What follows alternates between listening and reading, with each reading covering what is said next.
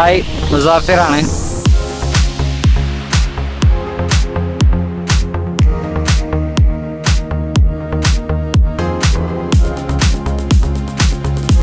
ഞങ്ങൾ കഴിഞ്ഞ 2 ദിവസം സൂറത്തിനടുത്തുള്ള ഒരു സ്ഥലത്തായിരുന്നു. ഞങ്ങൾക്ക് യാത്ര ചെയ്യാൻ പറ്റിയില്ല. ചെറിയ കുറച്ച് ഹെൽത്ത് ഇഷ്യൂസും കാര്യങ്ങളും ഉള്ളത് കൊണ്ട് ഞങ്ങൾ റെസ്റ്റ് എടുത്തു. ഇപ്പം ഞങ്ങൾ നേരെ സ്റ്റാച്യു ഓഫ് യൂണിറ്റിയിലേക്കാണ് പോയിക്കൊണ്ടിരിക്കുന്നുള്ളത്. നമ്മുടെ പട്ടേലിൻ്റെ പ്രതിമ, ലോകത്തിലെ ഏറ്റവും വലിയ പ്രതിമ എന്നറിയപ്പെടുന്ന പട്ടേലിൻ്റെ സ്റ്റാച്യുവിലേക്കാണ് നമ്മൾ പോയിക്കൊണ്ടിരിക്കുന്നുള്ളത്. റൈറ്റിലൊരു ട്രക്ക് മറിഞ്ഞിട്ട് ഉള്ള ബ്ലോക്കാണ് ഈ റൈറ്റ് സൈഡ് നമ്മൾ കണ്ടുകൊണ്ടിരിക്കുന്നുള്ളത്.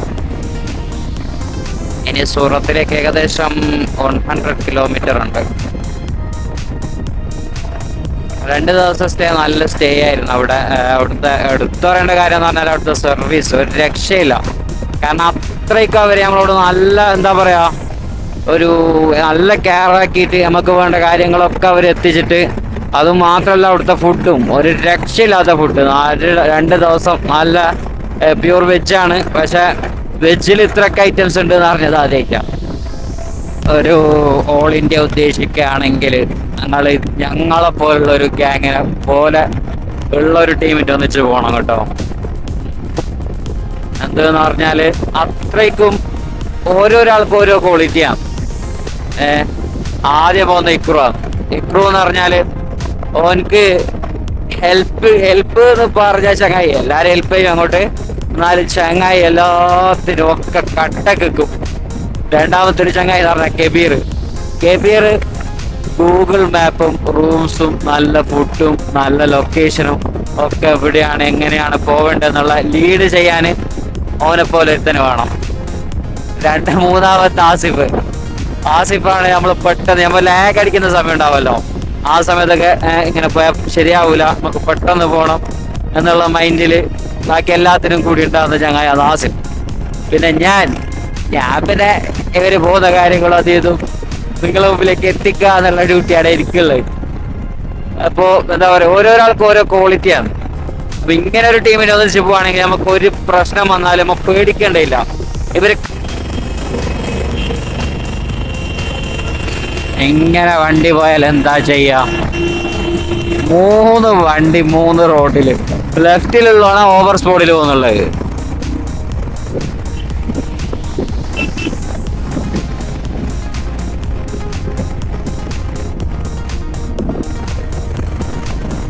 ഇവിടെ ഒന്നും മഴയില്ല, പക്ഷെ റോഡിൽ നല്ല വെള്ളമാണ് കേട്ടോ. റോഡിൽ നല്ല വെള്ളമുണ്ട്. മഴ വന്നു പോയതായിരിക്കണം. ഞങ്ങൾക്ക് ഇതുവരെ മഴ ഒന്നും കിട്ടില്ല, പക്ഷെ റോഡ് മുഴുവനും മഴ പെയ്തിട്ട് നനഞ്ഞിട്ടുണ്ട്. നമ്മൾ മഴ വരുമ്പോൾ ഒന്നിവിടെ കയറ്റിയതാണ്.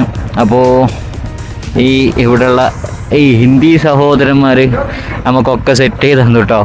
ഇത് ഗ്ലൗസ് ആവശ്യമുണ്ടായിരുന്നു, മറ്റേ വാട്ടർ പ്രൂഫിൻ്റെ. അതവർ ഇത് ജോലി എടുക്കുന്നത് നമുക്ക് തന്നു. നല്ല മനുഷ്യന്മാരാണ്, ബീഹാരികളും പിന്നെ UP ഒക്കെയാണ് ഇവരുടെ സ്ഥലം. Okay, bye. അപ്പോൾ നമ്മൾ ഇവിടുന്ന് വിടാണ്. ഇവരൊരു റീലൊക്കെ എടുത്തിട്ടു, അവർക്ക് സന്തോഷമായി.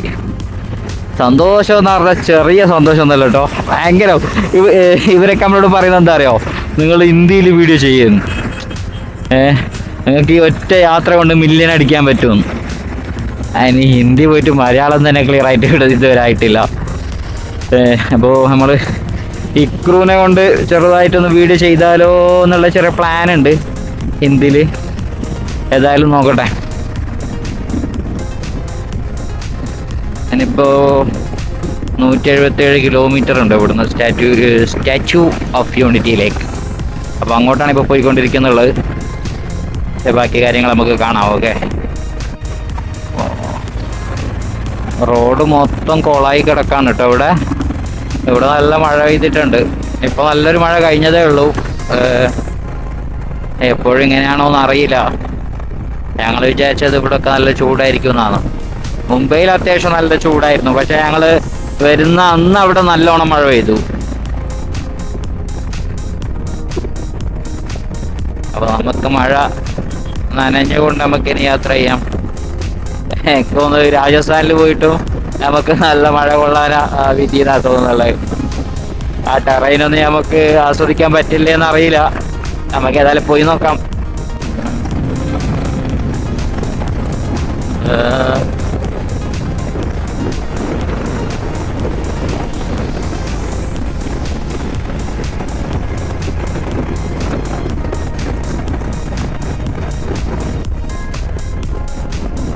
ഇടത് ഭാഗത്ത് മൊത്തം കരിമ്പ് കൃഷിയാണ് കേട്ടോ. ആ കാണുന്നത് മൊത്തം ഞങ്ങളിപ്പോൾ ഏകദേശം ഒരു 4-5 കിലോമീറ്റർ കണ്ടത് മൊത്തം കരിമ്പ് കൃഷിയാണ്. എൻ്റെ മോനെ നായി പട്ടിയുടെ മകനാണ് മോനെ. ഭയങ്കര റിസ്ക് ആണ് കേട്ടോ. ചങ്ങായി എപ്പോഴാ കേറി വരുന്നത് പറയാൻ പറ്റൂല. ചങ്ങായി നൈസായിട്ട് പണി തന്നതാണ്, പറഞ്ഞിട്ട് കാര്യമില്ല. ഗൂഗിൾ മാപ്പ് പറ്റിക്കുമെന്നറിയില്ല. ഞങ്ങൾക്ക് ലെഫ്റ്റിലേക്ക് ഒരു ചെറിയൊരു റോഡ് കാട്ടി തന്നു. ഇതിന്റെ റൈറ്റ് ഭാഗത്ത് പുഴയാണ്. അപ്പൊ പുഴയോരത്തിലൂടെ ഇങ്ങനെ പോവാണ്. നമ്മളിങ്ങനെ കരിമ്പ് കൃഷിയുടെ ഇടയിലൂടെ ഇങ്ങനെ പോയിക്കൊണ്ടിരിക്കുകയാണ്. ഗുജറാത്തിന്റെ ഗ്രാമങ്ങളിലൂടെയുള്ള യാത്രയാണ് ഇപ്പോൾ നിങ്ങൾ കണ്ടുകൊണ്ടിരിക്കുന്നത്.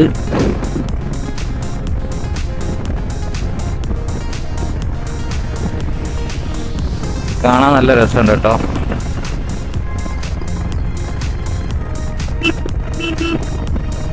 അതവിടെ എന്തിനോ വിത്തൊക്കെ ഇട്ടിട്ടുണ്ട്, മുളച്ചു വരുന്നേ ഉള്ളൂ.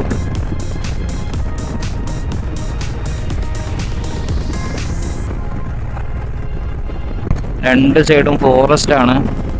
ഇടയ്ക്കിടയ്ക്ക് അങ്ങക്ക് ചെറിയ ഗ്രാമങ്ങൾ കിട്ടുന്നുണ്ട്.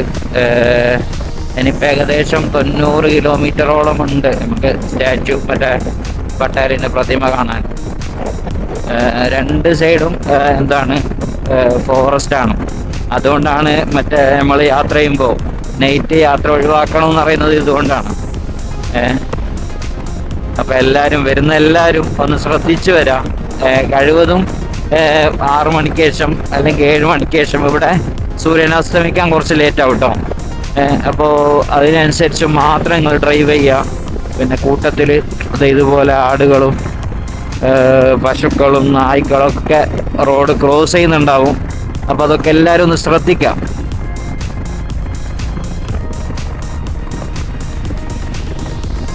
കഴിവതും സോളൊക്കെ ആണെങ്കിൽ ഒരിക്കലും ഡ്രൈവ് ചെയ്യരുത്, റിസ്ക് ആണ്. നല്ല റൂട്ടാണ് കേട്ടോ. ഒരു മൈസൂറൊക്കെ പോകുന്ന ഒരു പ്രതീതി റോഡ് കാണുമ്പോൾ.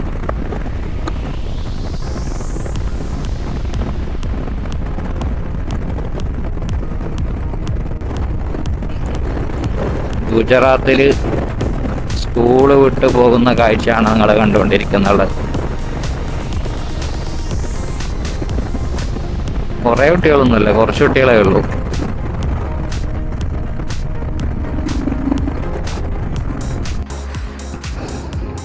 നമ്മൾ ഇടയിലൊന്ന് ചായ കുടിക്കാൻ കയറി. ഇവരൊക്കെ നമ്മളിങ്ങനെ പരിചയപ്പെടുകയാണ്. നാം ക്യാ ഭായ്? സന്ദീപ്. സന്ദീപ് ദോ സന്ദീപ്.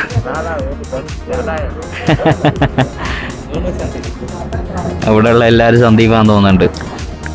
എനിക്ക് മായിപ്പാടിയിലുള്ള സന്ദീപിനെ മാത്രം അറിയാം. എത്ര ഷോപ്പുള്ള. ഇവിടുന്ന് നല്ല ഇറങ്ങാം. അവിടെ ചെറുതായിട്ട് ലൂബ് ചെയ്തു. പിന്നെ ഞങ്ങൾ ഇറങ്ങാണ്. ഓക്കെ, ഇവരെന്തൊക്കെയോ പറഞ്ഞ് കളിയാക്കുന്നുണ്ട്. ഓക്കെ,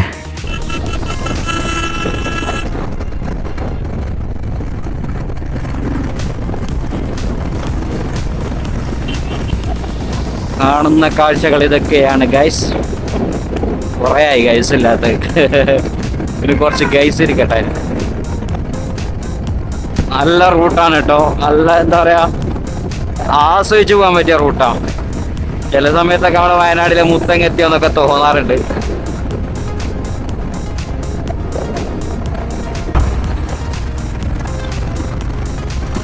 എൻ്റെ മോൻ അതിൽ ഒരുത്തന്നെ ഉറങ്ങുന്നുണ്ട് കേട്ടോ. ഒരു കുട്ടി ഒരു എന്ത് ധൈര്യത്തിലെടുത്തോന്നെ.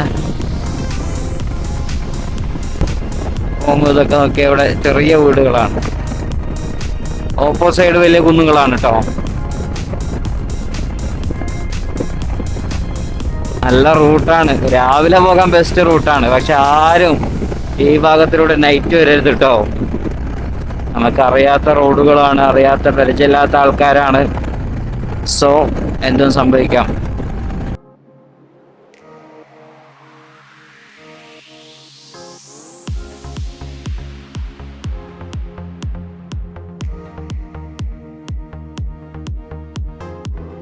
ഗോവന്റെ ചെറിയൊരു ഭാഗം ഇവിടെ ഉണ്ട്.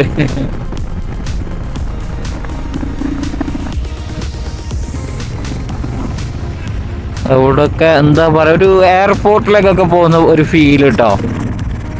എല്ലായിടത്തും ഭയങ്കര റോഡൊക്കെ എന്താ പറയാ നല്ല ഇതിലായിരുന്നു. ഇവിടുന്ന് ഇപ്പോൾ ഡയറക്റ്റ് നമുക്ക് നമ്മുടെ വണ്ടിയിൽ പോകാൻ പറ്റൂല. അപ്പോൾ ഇവിടുന്ന് ഓട്ടോ പിടിച്ചോ അല്ലെങ്കിൽ ബസ്സിലോ നമുക്ക് അവിടേക്ക് പോകാൻ പറ്റും. പക്ഷേ ബോസേ 5 മണിക്ക് ടിക്കറ്റ് കൗണ്ടർ എടുക്കൂലേ? 5 മണിക്ക് അടിക്കും. നേരത്തെ വരാൻ നോക്കാം. അതെ,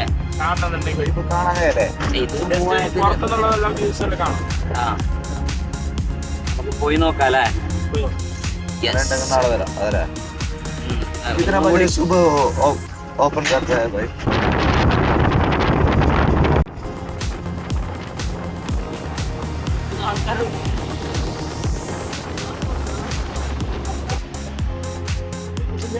നമ്മൾ കുറച്ച് വൈകി പോയിട്ടോ.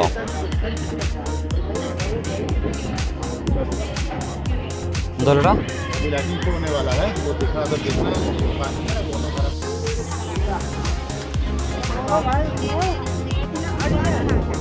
ഗേൾസ് ആണ് കേട്ടോ ഈ ഓട്ടോ ഓടിക്കുന്നുള്ളത്. ഒരേ കളറുള്ള ഓട്ടോ റിക്ഷകളാണ് ഇവിടെ ഉള്ളത്. മൊത്തം പെണ്ണുങ്ങളാണ്.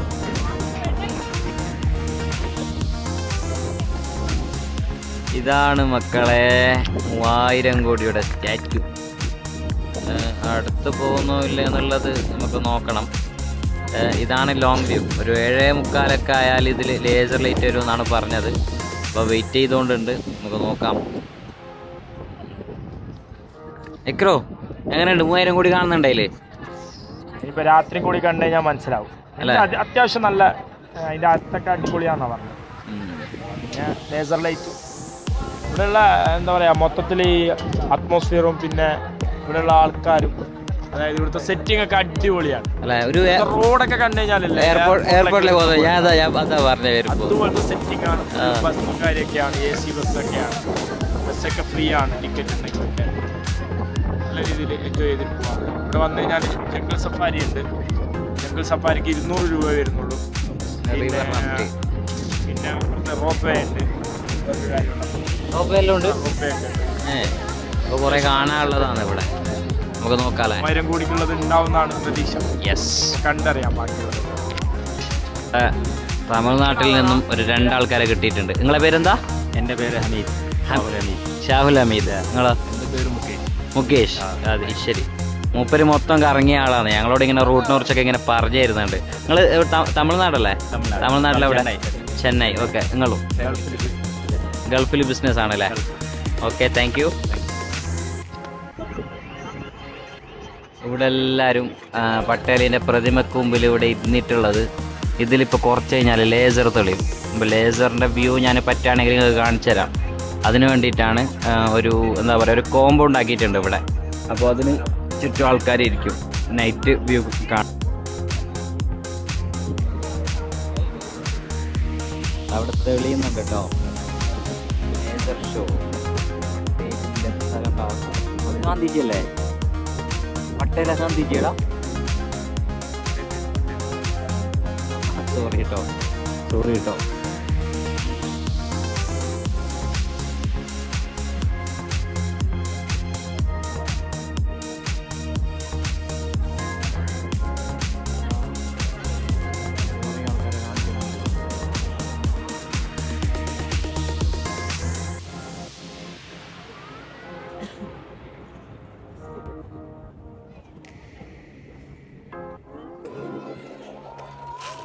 അതിലൊരു കുതിര.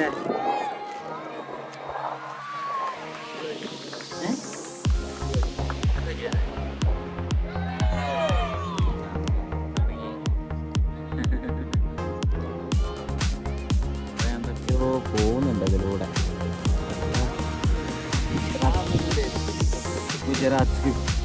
ഗുജറാത്തിൽ മറ്റേ കൈയിട്ട് വലത് കൈയിട്ട് അറ്റത്താണ് ഇക്കറുടെ പെങ്ങളെ വരെ ഉള്ളത്. ആർക്ക് പോകാനാണ് ഇക്കറു പറയുന്നുള്ളത്. ആ ഓക്കെ ഓക്കെ സിമ്പിൾ ഓക്കെ.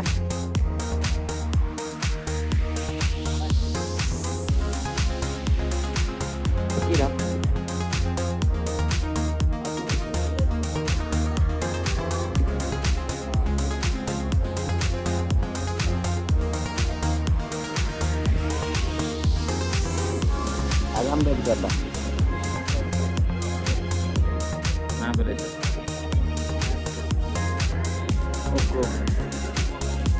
ില്ലേ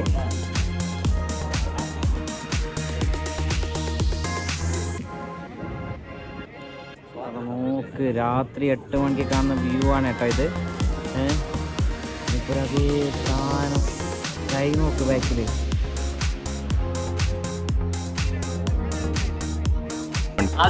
എങ്ങനെയുണ്ട് ആസിഫ? വന്നത് മുതലായോ?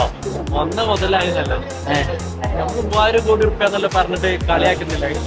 കാക്കത്ത് തൂറാനാണ് പ്രതിഭ എന്നല്ല പറഞ്ഞിട്ട്. പക്ഷെ അതൊന്നല്ല, ഇവിടെ വന്നു കഴിഞ്ഞാൽ ഇതിന്റെ സെറ്റപ്പ് മനസ്സിലാവും. സെറ്റപ്പ് ഉണ്ട്. അതായത് ആ പ്രതിമ മാത്രല്ല, ഇങ്ങോട്ട് വരുന്ന വഴികള്, ഇങ്ങോട്ട് വരുന്ന ബസ്, ഇതൊക്കെ ഫ്രീ ആണ്. നമുക്ക് പോകാനുള്ള ബസ്സുകളൊക്കെ KSRTC-ന്റെ. അതെ അതെ അതെ, നമ്മുടെ നാട്ടിൽ KSRTC-ന്റെ ടൈപ്പ് ബസ്സുകളാണ്. ബസ്സുകളെല്ലാം AC ബസ്സാണ്, ഒക്കെ ഇലക്ട്രിക് ബസ്സുകളാണ്. അതേപോലെ ഇവിടുത്തെ സെറ്റ് ആൾക്കാർക്ക് പട്ടേലിന്റെ പ്രതിമാന്റെ വ്യൂ കഴിഞ്ഞു നമുക്ക്. അത് കഴിഞ്ഞ് ഇവിടെ ബസ് പോകുന്നുണ്ട് പാർക്കിങ്ങിന്റെ അടുത്ത്. അപ്പോൾ ആ പാർക്കിങ്ങിലേക്ക് പോകാൻ വേണ്ടിയിട്ട് ഞങ്ങൾ ബസ് കയറാൻ പോവുകയാണ്. ബസ്സൊക്കെ അവിടുന്ന് ഫ്രീ ആണ് കേട്ടോ. ബസ്സൊക്കെ ഫ്രീ ആണ്. പാർക്കിംഗ് ഒന്ന് നമുക്ക് ഇവിടുന്ന് ഫ്രീ ആയിട്ട് ബസ് ഉണ്ട്. അതല്ലെങ്കിൽ 150 രൂപ കൊടുത്താൽ ഓട്ടോയിൽ ഇവിടെ എത്തിച്ചേരും. അത്യാവശ്യം കാണാനുണ്ട്. ഒന്നാമതിലാകും കുഴപ്പമൊന്നുമില്ല. 3000 കോടി ചിലവാക്കിയതല്ലേ, നമ്മൾ കാണണ്ടല്ലേ. എങ്ങനെ കാണാൻ വന്നതാണ്. ഓക്കെ, അപ്പോൾ അടുത്ത വീഡിയോയുമായി